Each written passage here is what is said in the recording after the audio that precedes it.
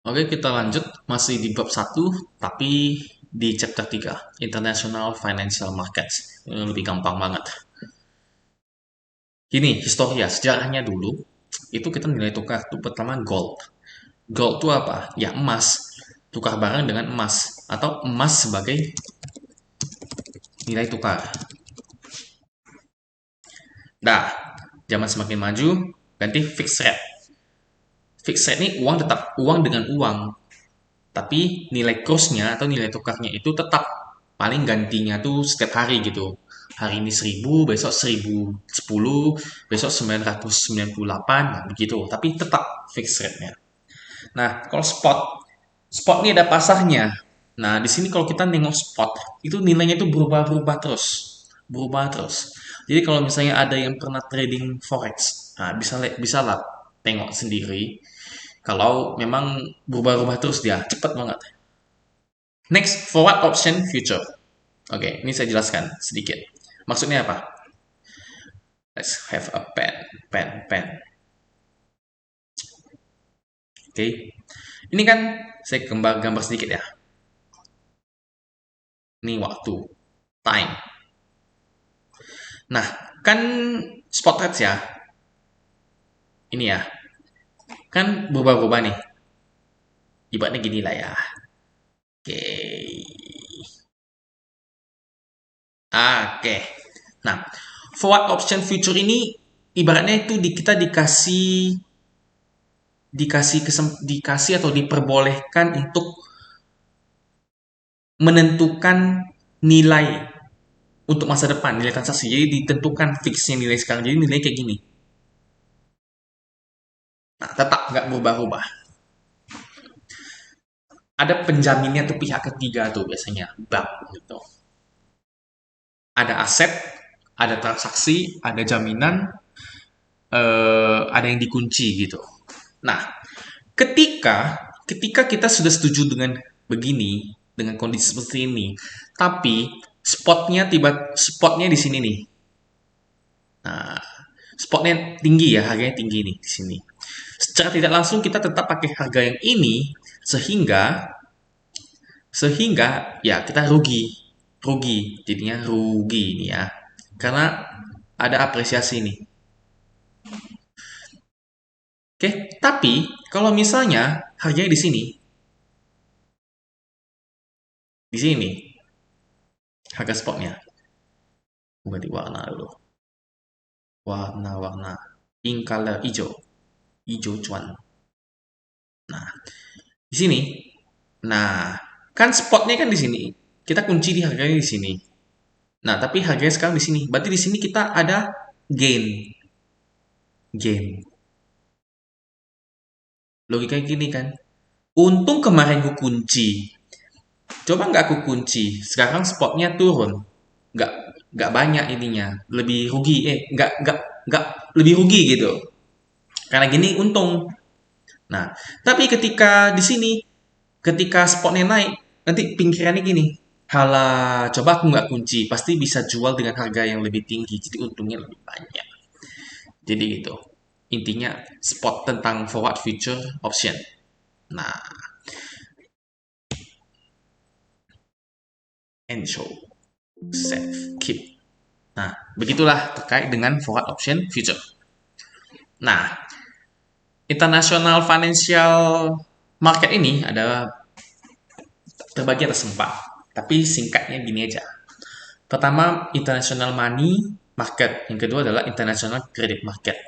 Ya, ini hanya pinjaman, yang membedakannya adalah jangka pendek dan jangka menengah. Nah, kenapa dia minjam dari luar negeri?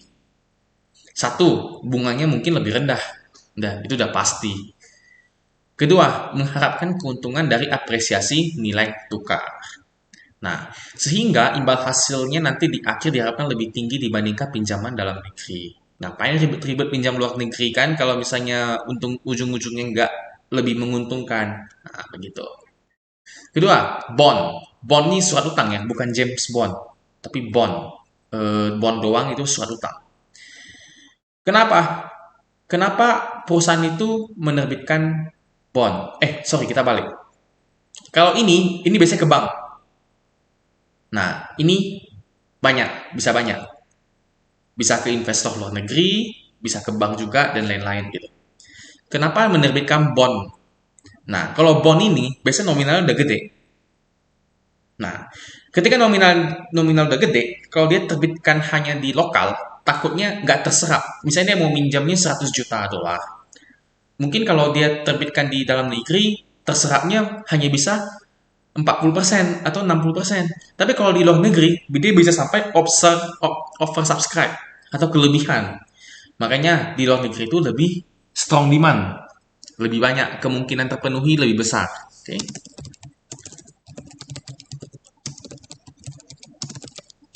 Besar. Kedua, bisa fund specific project. Nah, kalau ini biasanya ya udah pinjam duit gitu aja, lu mau ngapain terserah, yang penting bisa balikin duitnya. Nah, kalau ini untuk fund specific project aja.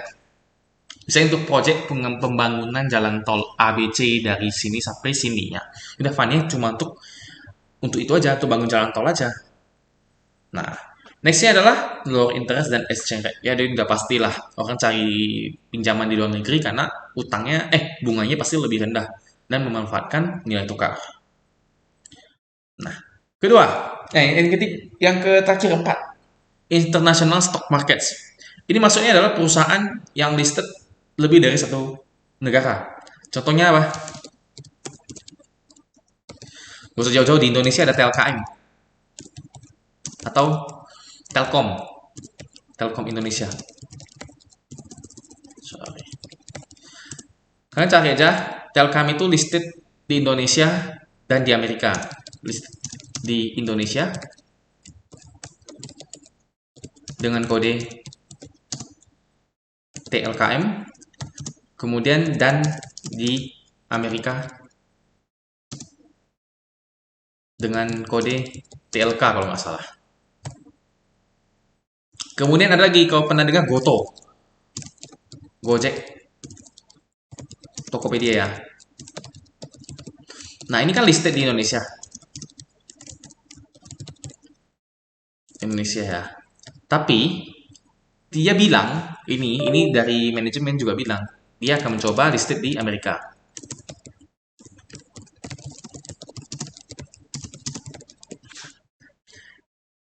Ya, tujuannya apa? Menarik dana asing, kemudian ya udah citra perusahaan. Ya, keren ya listed di Amerika gitu. Itu aja. Next. Nah, ini kalau kita lihat ini adalah cash flow-nya lah. Tapi coba perhatikan di earning di sini. Satu, dua, tiga, empat. Nah, jadi kalau mau short term, international money market.